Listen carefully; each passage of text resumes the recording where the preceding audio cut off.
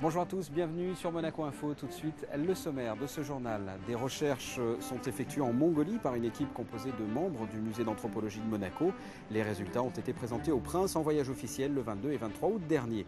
Bonjour à tous. Depuis 3 ans, la Principauté de Monaco et la République de Mongolie coopèrent dans le domaine de l'archéologie. Les recherches sont effectuées par une équipe composée de membres du musée d'anthropologie de Monaco et de l'Institut d'archéologie de l'Académie des sciences de Mongolie. Alors concrètement, quelles sont les découvertes qui ont été faites lors des dernières missions? Les réponses dans le reportage de Sandrine Nègre. Et l'une des découvertes de la mission, c'est cette stèle inaugurée devant l'Institut d'archéologie de la capitale, Oulan-Bator, par son Altesse Sérénissime le Prince Albert II, à l'occasion de son voyage officiel les 22 et 23 août dernier. Une stèle rapportée par les archéologues qui effectuent des recherches dans la province de l'Arkargai, à 500 km de la capitale. La campagne débutée cette année au mois de juin leur a permis de poursuivre leurs travaux sur des terres marquées par plus de 3000 ans de civilisation nomade.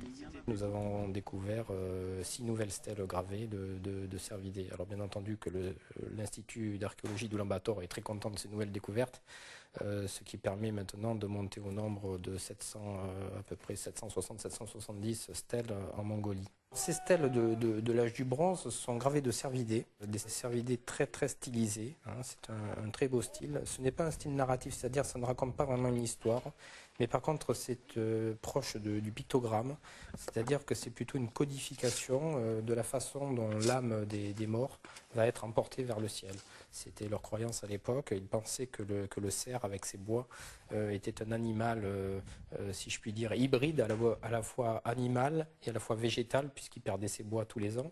Et donc, ils pensent que cet animal est susceptible de pouvoir emmener l'âme des morts vers le ciel. Au cours de cette mission, une surprise attendait aussi les archéologues. Il s'agit d'une place de cérémonial turc édifiée 700 ans après Jésus-Christ.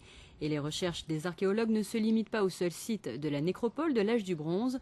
Ils étudient aussi de très près le monastère de la ville de Tsetselerg, monastère qui illustre bien la volonté de conservation et de protection des membres de la mission. Nous avons, à la demande de l'ambassadeur de Mongolie à Paris, commencé en 2007 à étudier un monastère de la ville de Tsetselek. Ce monastère est menacé, notamment un des bâtiments est menacé de s'écrouler parce qu'il a notamment subi un tremblement de terre il y a déjà assez longtemps. Et petit à petit, eh bien, avec les infiltrations d'eau, il y a des problèmes de distorsion du bâtiment. Et nous avons cette année commencé à réparer les toits. On va réparer 3 toits du monastère et nous avons commencé à intervenir pour éviter toutes les infiltrations d'eau qui pourraient altérer une fois de plus le bâtiment. Ces travaux de restauration ont permis d'ouvrir ce monastère au public. Il faut dire qu'il abrite une collection inestimable sur les traditions et l'histoire mongole. Recherche, restauration, conservation, les travaux de la mission sont financés par la Direction de la coopération internationale. Ce monastère est quant à lui financé par la délégation permanente auprès de l'UNESCO. Ce financement permet aussi aux archéologues de se doter d'équipements indispensables pour mener à bien leur mission. On a besoin d'ordinateurs assez puissants, de logiciels aussi de dernier cri qui permettent de faire des cartes très précises, grâce aussi sur le terrain à des instruments topographiques aussi assez sophistiqués.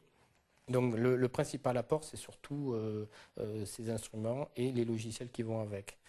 Après, il y a un deuxième apport qui est vraiment lié aux techniques de fouille. Et là, ce sont nos collègues archéologues, notamment Jean-Jacques Grisot et Pierre-Yves Milsan, qui sont des archéologues confirmés, qui ont l'habitude aussi du terrain en Mongolie, qui, eux, avec les Mongols, leur apprennent des techniques de fouille, disons, précises que l'on a élaborées ici en Occident. Autre objectif pour les membres de la mission archéologique, l'étude de l'art rupestre. Plusieurs gravures représentant des animaux ont été déjà découvertes sur des rochers. Des découvertes qui permettent d'en savoir plus sur les techniques de cet art.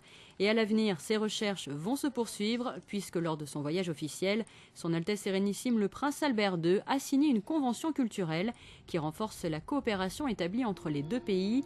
Prochain départ donc pour les membres de la mission en Mongolie au cours de l'été 2009.